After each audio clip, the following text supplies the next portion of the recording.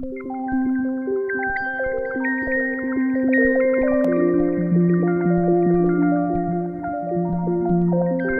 our current exhibition, we're showing works from Nathalie Djurberg and Hans Berg in dialogue with Willem de Kooning, one of the focal points of the collection Burda.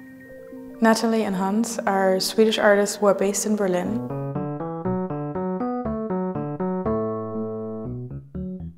The best way to make an idea physical, well, for me that's animation or sometimes sculpture, and for Hans that's music. We're showing newer works in a section, and then in the salon room we have 5 older video works projected as a painting exhibition together with the Kooning as a counterpoint to our work.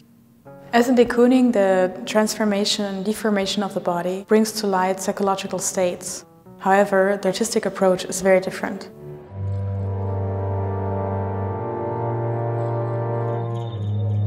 I'm really interested in psychology, to understand myself and my surrounding, and to understand the world.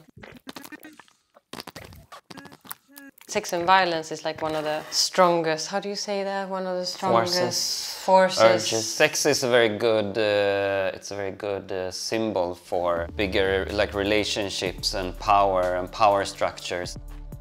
So worship, for example, that is so much about, like you can take almost anything, and if you dig deep enough, it becomes worship. So the sculptures that are connected to worship is just another way of exploring the sense of wanting to worship something. It's like the golden calf. It takes a lot of time to do an animation. To know how something's moving, I have to feel it in my own body. I have to know what it feels like in the face, if I'm crying or if I'm angry or making a smirk or something. So I play all the parts. Stop motion is so simple. It's just like move, take an image, move, take an image, move, take an image. That's it. Sounds simple, but I mean it's extremely complex.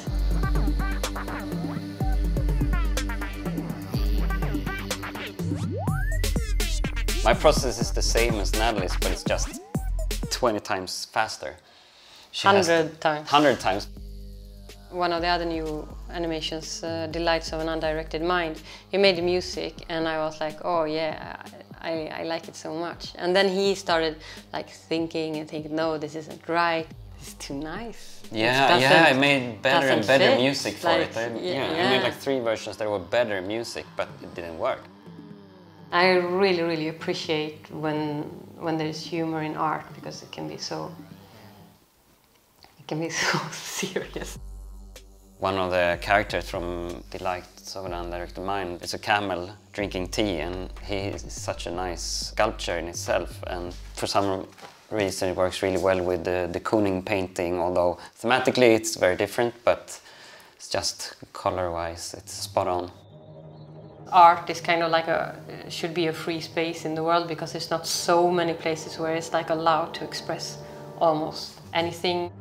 I try to, in the studio, not limit myself. And when I feel like, oh, I shouldn't do this, then my interest is evoked, because like, oh, why shouldn't I?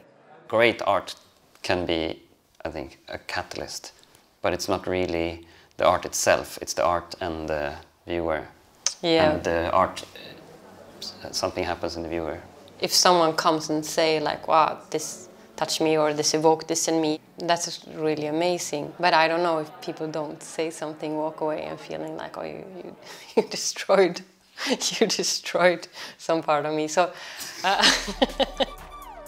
but if there is a platform that can explore these things, art is a good platform for it.